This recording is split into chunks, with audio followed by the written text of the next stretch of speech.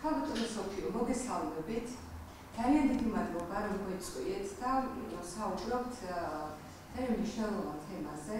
ეს არის ერთჯერადი პლასტიკის შეზღუდვასთან დაკავშირებული რეგულაციები, ამასთან დაკავშირებით რეფორმა იგეგმება და მინდა ვკითხოთ, როგორ ახასებთ ამ დაგეგმილ ცვლილებებს, რა ცვლილებები გველის, რატომ დადგა ეს ტყის წესრიგში, რატო არის მნიშვნელოვანი, რომ ეს რეგულაციები იქნას მიღებული.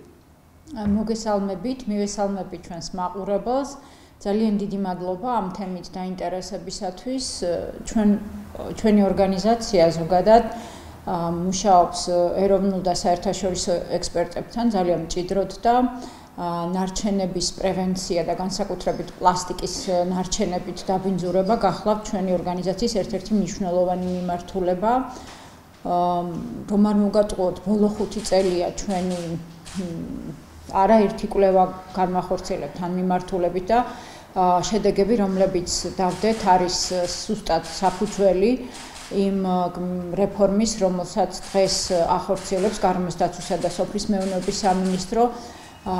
პრობლემა არის საკმაოდ აქტუალური, როგორც ქვეყნისთვის, ასევე მთელი მსოფლიოსთვის, პლასტიკის დაბინძურება და რატომ არის ეს თვითონ პლასტიკის დაბინძურებას აქვს ორი მხარე, ერთი არის ხილული და მეორე უხილავი.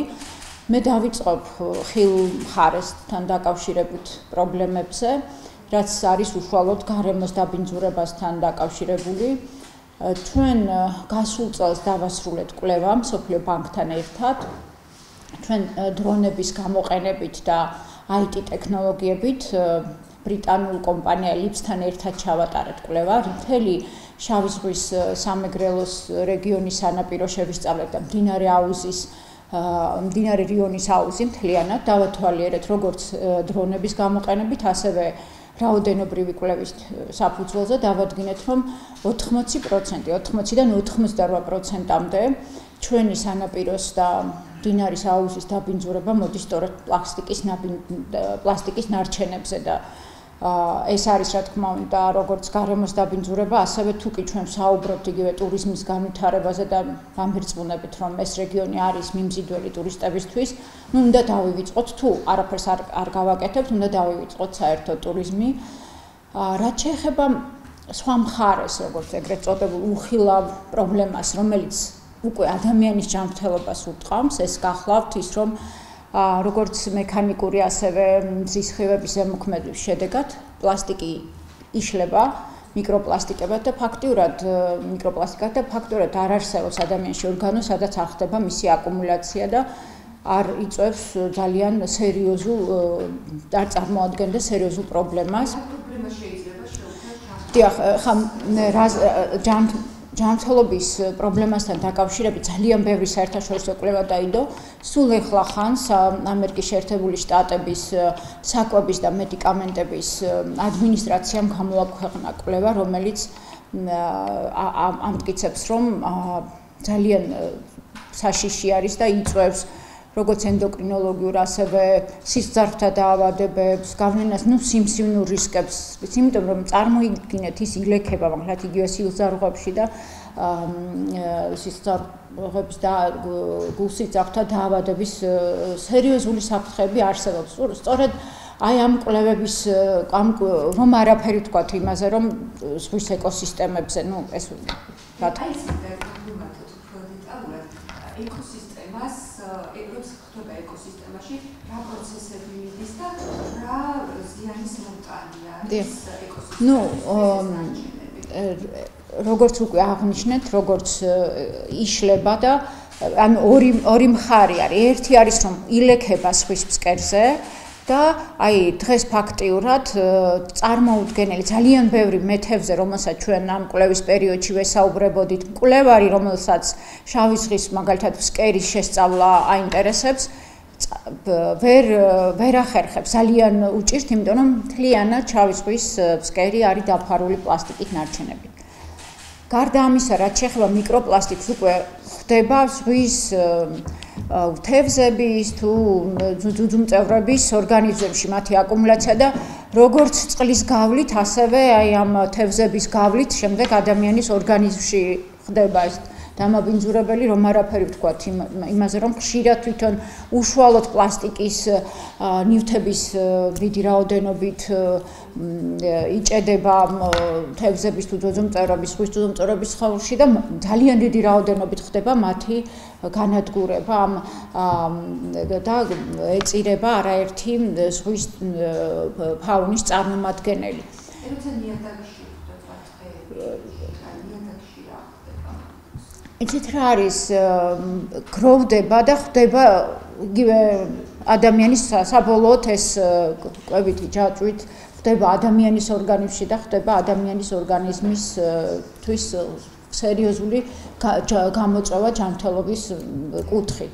ეხლა რაც შეეხება თვითონ უშუალოდ აი ამ პრობლემის არსს, საქმე იმაში არის, რომ თვითონ პლასტიკის ერთჯერადი მოხმარების საგნები სულ იყოფა 9 ტიპად. ეს არის განსაზღვრული საერთაშორისო დირექტივებიდან, განსაკუთრებით ევროკავშირის დირექტივით არის განსაზღვრული და ჩვენ დავასრულეთ გასულ წელს ასევე კვლევა, რომელიც უკავშირდებოდა აი ამ 9 ტიპის პლასტიკის ალტერნატივების შეფასებას, რამდენად არსებობს ეს ალტერნატივები ქვეყანაში და რამდენად ეკონომიკურად მისაღებია მათი მოხმარება. ხა პირველ რიგში თვითონ რაოდენობა, რაც ჩვენ დავთვალეთ დაახლოებით ერთჯერადი პლასტიკის დაახლოებით 600 მილიონი ერთეული მოიხმარება წლიურად, რაც ტონებში რომ გადავიტანოთ 4-დან 6 ტონამდეა. ხა 9 ტიპი, რა თქმა უნდა, ხა ეს ნაკლებად საინტერესო, ეს არის იგივე ბოთლები, ბოთლის თავსახურები, ეს არის შეფუთვის კონტეინერები, წყლის ჭიქები, პლასტიკის და ასე შემდეგ. და რა იყო ყველაზე მნიშვნელოვანი შედეგი ჩვენი კვლევის? ყველაზე მნიშვნელოვანი შედეგი გახდათ ის, რომ თითქმის ყველა ეს 9 ტიპის ალტერნატივა დღეს ქვეყანაში გამოიყენება და რატომ გამოიყენება? იმიტომ რომ იგივე ის კომპანიები, ტურისტული კომპანიები, რომლებიც ვთქვათ, იგივე საერთაშორისო ქსელის წევრი გახლავთ, უკვე ძალიან დიდი ხანია, ბევრი ისეთი როგორიც არის იგივე ვთქვათ, ნუ პრინციპში არ გვინდა მოდით ჩამოვთვალოთ, მაგრამ ძალიან ბევრი ცნობილი სასტუმროების ქსელი უკვე გადავიდა და უარით განაცხადა ერთჯერადი პლასტიკის მოხმარებაზე და ამისი ალტერნატივა გაჩნდა და ქვეყანაში მოიხმარება. მეორე მნიშვნელოვანი დასკვნა, რაც ჩვენმა ორგანიზაციამ გააკეთა, გახლავთ ის, რომ მაქსიმუმი, რაც აი დანახარჯი, რაც მოქალაქეები ხარჯავენ აი ამ ტიპის, თქვათ, იგივე ერთჯერადი პლასტიკის მოხმარების ნივთებში, გახლავთ არ აღემატება 1%-ს უშუალოდ შეფუთვასთან დაკავშირებით რომ ვისაუბროთ და შესაბამისად ეს ალტერნატივა და ვთქვათ ეს რეგულაცია მათ ჯიბეზე ძალიან დიდ გავლენას არ მოახდენს. ეს უფრო უკავშირდება შეიძლება ვთქვათ რომ ერთჯერად ინვესტიციას, რაც ვთქვათ კერძო სექტორზე შეიძლება უფრო ქონდეს ამას გავლენა, თუმცა თუ შევხედავთ ხანგრძლივადიან პერსპექტივაში ის ერთჯერადი ინვესტიციები, რომელიც უფრო მრავალჯერად გამოყენების საგნების დანერგვას უწყობს ხელს, უფრო მომგებიანია და ხელს ჩვენი კვლევაც ადასტურებს, რომ ხელს შეუწყობს ახალი სამუშაო ადგილების გაჩენას ქვეყანაში. ამავე კვლევის ფარგლებში ჩვენ დავდეთ ასევე გადაუდებელი ნაბიჯები, რომელიც ქვეყანამ უნდა გადადგას იმისთვის, რომ გახდეს საერთაშორისო, ანუ დაეწიოს საერთაშორისო მიდგომებს და პროცესს. დღეს მთელი მსოფლიო შეთანხმდა, რომ პლასტიკის მართვის გარეშე ძალიან დიდი საფრთხე აქვს მთელი მსოფლიოსთვის, როგორც ადამიანის ჯანმრთელობისთვის, ასევე გარემოს დაბინძურებისთვის და სწორედ ამიტომ დაიწყო პროცესი პლასტიკის პრევენციის კონვენციის შემუშავებასთან დაკავშირებით, რომლის მხარეც გახლავთ როგორც პატარა ქვეყნები, როგორც საქართველო, ასევე თითქმის ყველა ნავთობის მწარმოებელი ქვეყანა და მოგეხსენებათ, რომ პლასტიკის წარმოებისათვის სწორედ წარმოების პროცესს სწორედ ნავთობპროდუქტებით საფუძველი შეადგენს, თუმცა მიუხედავად ამისა, იგივე არაბული ქვეყნები, შეერთებული შტატები და სხვა მსხვილი ნავთობმოპოვებელი ქვეყნები გახლდათ არიან ამ პროცესის მონაწილე, რაც იმას ნიშნავს, რომ სულ რაღაც 2-3 წელიწადში საქართველოს გახდება კონვენციის მხარე და გვექნება უკვე ვალდებულება პლასტიკის პრევენციის და ერთჯერადი პლასტიკის სწორი მართვა და ერჯერადი პლასტიკის აკრძალვა ეს არის ის პირველი და გადაუდებელი ნაბიჯი, რომელიც უკვე არ არის, რომელიც ძალიან დაგვიანებულია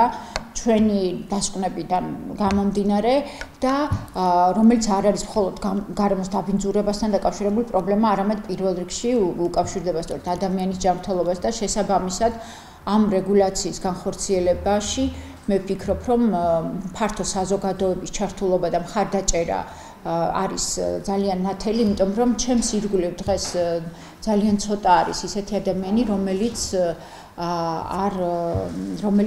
არ ითვალისწინებს პლასტიკის, ერჯერადი პლასტიკის ნივთების მოხმარების შემცირებას და არ გამოიყენებს თუნდაც როცა პროდუქტების შესაზენად მიდის მრავალჯერადი მოხმარების საგნებს. ამიტომ ვფიქრობ, რომ აი ზუსტად საზოგადოების მხარდაჭერას როცა ვხედავთ და მთელი კვლევის ფარგლებში ჩვენ როცა ვაკეთებთ საზოგადოებრივი აზრის კვლევას, მოსახლეობის ძალიან დიდი ნაწილი ძალიან პოზიტიურად უყურებდა ამ აკრძალვის შემოღებას.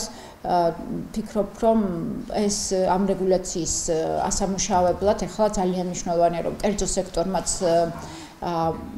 ითამაშოს მნიშვნელოვანი როლი, თუმცა კიდევ ერთხელ ხაზგასმით აღნიშნავ, რომ ეს არ არის ძალიან დიდ ეკონომიკურ ზარალთან ან ხარჯებთან დაკავშირებული ინვესტიცია. ამბობთ, რომ არ არის დაკავშირებული ხარჯებთან და არის საუბრობ ალტერნატივაზე. ესეც განვიმარტეთ ის ალტერნატიული მასალები, რითაც შეიძლება ჩანაცვლდეს ერჯერადი პლასტიკი რამასალებით ხდება ჩანაცვლება.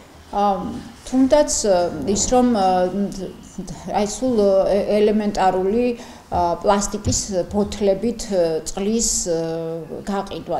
ეს ერჯერადი პლასტიკის ნივთები უნდა იყოს არა ერჯერადი მოხმარების, არამედ მრავალჯერადი მოხმარების და რეციკლირებადი პლასტიკის ბოთლები. დღეს ევროპის ქვეყნებში და ცივილურ სამყაროში ყველგან სადაც პლასტიკის ბოთლით იყიდება წყალი, ეს არის აუცილებლად გადამუშავებადი და მხოლოდ ამ შემთხვევაში არის შესაძლებელი, რომ კომპანიამ ჩამოასხას პლასტიკის ბოთლებში სასმელი წყალი. რა არის ალტერნატივა? ეს შეიძლება იყოს შუშა, ეს შეიძლება იყოს თუნდაც თქვათ დისპენსერები, რომელიც იყოს განთავსებული საჯარო დაწესებულებებში, კერძო სექტორის ოფისებში და ასე შემდეგ.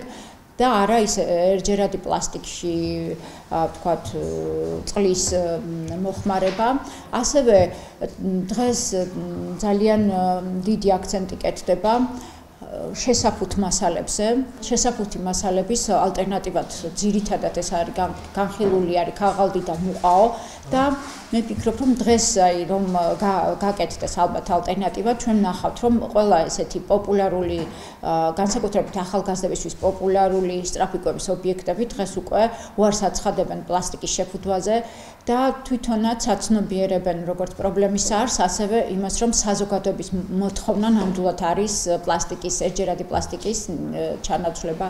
მაგალითად იგივე საწვრთნოზე რომ ვისაუბროთ, აქაც არის ალტერნატივები, დღეს მოიპოვება ქვეყანაში, ეს გახლავთ იგივე ბამბუკის ან ხის მასალისაგან დამზადებული და ჩვენ რაც მოვიკვლიეთ, პატარა საწარმოებიც კი არსებობს ქვეყანაში, რომლებიც ამას ამზადებენ და ვფიქრობ, რომ აი ეს რეგულაცია ესეთი საწარმოების განვითარებას შეუწყობს ხელს და ამ ალტერნატივებზე გადასვლას უფრო სწრაფს და უფრო საინტერესოს გახდის ადგილობრივი მოსახლეობისთვის.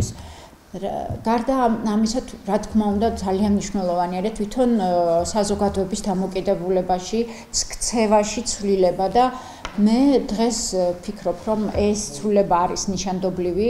ძალიან ბევრი მოქალაქე დღეს თავისი დამოკიდებულებით უარს ამბობს ერჯერადი პლასტიკის გამოყენებაზე და ეს კამპანია თუ ასე გაგრძელდება, ესეც იქნება საფუძველი იმისთვის, რომ კერძო სექტორმა თვითონვე განაცხადოს უარი და დაიწყოს ფიქრი ალტერნატიულ მასალებზე გადასვლისთვის, რომელიც უფრო გაყიდვადი და უფრო პოპულარული იქნება მომხმარებლის მხრიდან.